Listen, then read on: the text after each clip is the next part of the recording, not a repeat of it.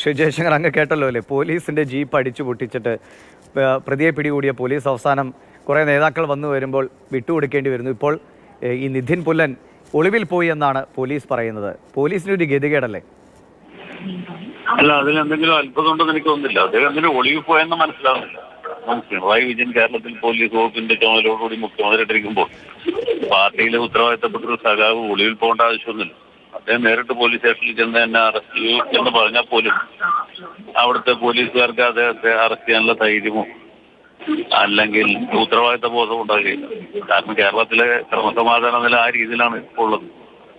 ഇവിടെ നമ്മൾ കണ്ടല്ലേ, പോലീസിന്റെ കൺമുമ്പിൽ വെച്ച് ഹെൽമറ്റ് കൊണ്ടും പൂച്ചട്ടി കൊണ്ടും യൂത്ത് കോൺഗ്രസുകാരെ മർദ്ദിച്ചപ്പോൾ മുഖ്യമന്ത്രി പറഞ്ഞ രക്ഷാപ്രവർത്തനമാണല്ലോ.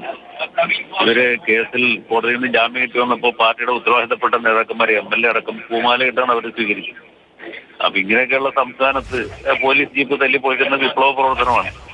അതിനാ ബന്ധപ്പെട്ട പോലീസ് ഉദ്യോഗസ്ഥരെ സസ്പെൻഡ് ചെയ്യോ തിരിച്ചുവിടുകയൊക്കെയാണ് ചെയ്യേണ്ടത്. അല്ലാണ്ട് സഖാക്കളുടെ പേരിൽ കേസെടുത്ത് അവരെ അന്വേഷിച്ച് പോവുക, ഒളിവിലാണ് എന്ന് പറഞ്ഞ് സമാധാനിക്കുകയല്ല ചെയ്യേണ്ടത്. അല്ല ശ്രീ ജയശങ്കർ, ഈ ഒരു കേസെടുത്തതിൻ്റെ പേരിൽ അതിൻ്റെ പക വീട്ടാൻ ഇതുപോലെയൊക്കെ രാഷ്ട്രീയ പ്രവർത്തകർക്ക് ഇറങ്ങിത്തിരിക്കാനുള്ള ഒരു ചങ്കൂറ്റവും സാഹചര്യവും ഒരുങ്ങുന്നു എന്നതാണ്. അത് ഇനിയിപ്പോൾ സാധാരണക്കാരൻ മിണ്ടാതിരിക്കണം. അവനിപ്പോൾ ഇത്തരം പ്രവർത്തകരിൽ നിന്ന് എന്തെങ്കിലും ഒരു അനീതി നേരിട്ടാൽ അതുപോലും പോലീസിൻ്റെ അടുത്ത് പോയി പറയാൻ കഴിയില്ലല്ലോ. പോലീസിനൊന്നും ചെയ്യാൻ പറ്റില്ല. ഇല്ല, പരാതിക്കാരന്റെ വീട് കയറി തല്ലും. കേസെടുത്ത പോലീസുകാരെ സ്റ്റേഷനിൽ കയറി തല്ലും. വഴിയിൽ വെച്ച് കാണുകയാണെങ്കിൽ വണ്ടി തല്ലിപ്പോലും. അതാണ് ഇപ്പോഴത്തെ കാലത്തെ വിപ്ലവ പ്രവർത്തനം. ഇതിനാണ് വിപ്ലവം എന്ന് പറയുന്നത്.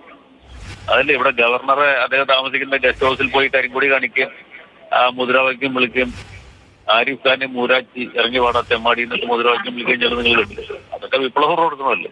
ഇത് വെച്ചൊക്കെ നിസ്സാരമല്ലേ? പോലീസ് ഇപ്പൊ തല്ലിപ്പൊളിക്കല്ലേ ഇതുള്ളൂ. പോലീസുകാരെ ജീവനോടെ കത്തിച്ചില്ലല്ലോ. തന്നെ സമാധാനിച്ചാൽ മതി. അതെ, വളരെ നന്ദി ശ്രീ ജയശങ്കർ പ്രതികരണം അറിയിച്ചതിന്.